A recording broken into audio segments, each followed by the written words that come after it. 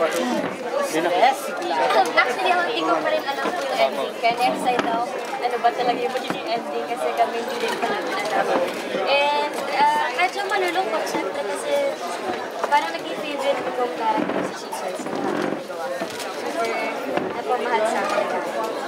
Ibang-iba ba yun sa ginagawa? Feeling as a totoong buhay, may similarities kami siguro ang pagiging super hobby na, pagiging hyper na ganyan.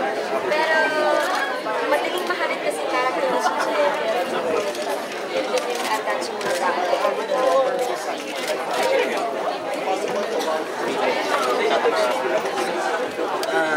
Halo-halo ay masaya dahil feeling namin successful.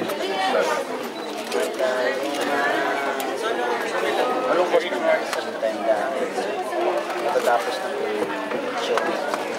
Marami naman sa akin. Siyempre nagpapasalamat din dahil hindi po tinigilan yung pagpapanood na Nung sinisimulan mo sa plan ba, you expect yung magiging ganito siya kalaki, trending sa extent pa sa season? Na-expect mo?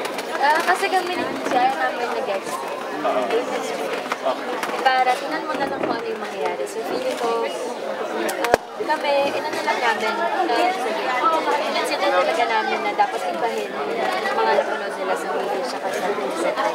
So feeling ko po, nagawa naman namin ibahin siya kaya mas supportahan din mo nila.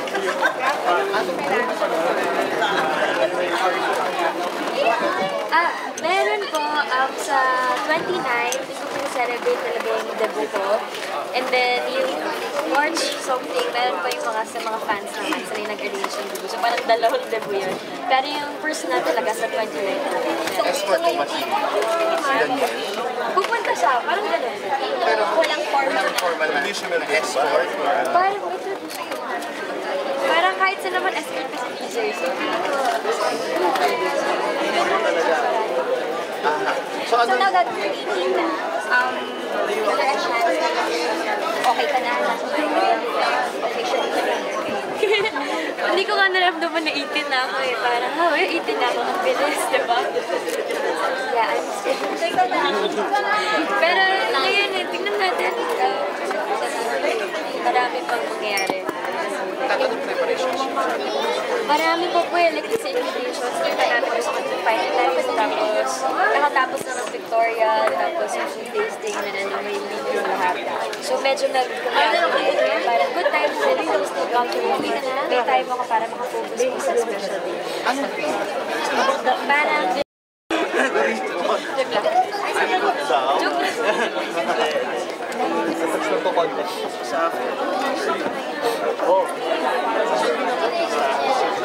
Natututo ako paano bumili sa yung pick-up mo. Tapos paano yung natural. Kasi pinag-actually, pinag-kaya mo sa lahat ng director. Hindi siya yung very acting. Natural eh. Kaya parang pinapapanood mo, mas natural.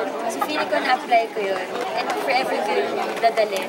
And yung mga bilin niya, and paano sa yung working relationship. Mas yun yung Kansas City yan.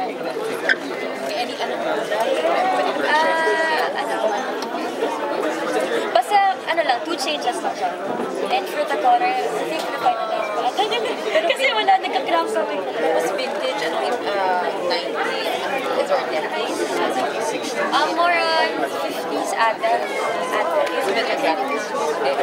Pero yung visitors naman, top 10 lang, modern. Kasi parang modern and vintage na pinagsabi.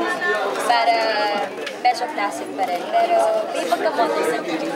Pero kasama ba yun sa mga birthday wish mo yung maging open sa maybe personal life, sa relationship na DJ? Basta gusto ko lang yung basta magiging, masaya lang. Chill lang ako may and ayokong madaliin ka. Natutulog ko last year. And enjoy ko lang yung Imbitahan natin lahat ng mga pamilya to watch the... Ang dami ko sabi ko rin ginawa niya si Valentine's Day. Balikan ng hit ng... Edit! Sino si Edit? Ay, Nasa ano to? Mga kapamilya, pwede niyo pong balik-balikan ang love story nila Chicha at Joaquin.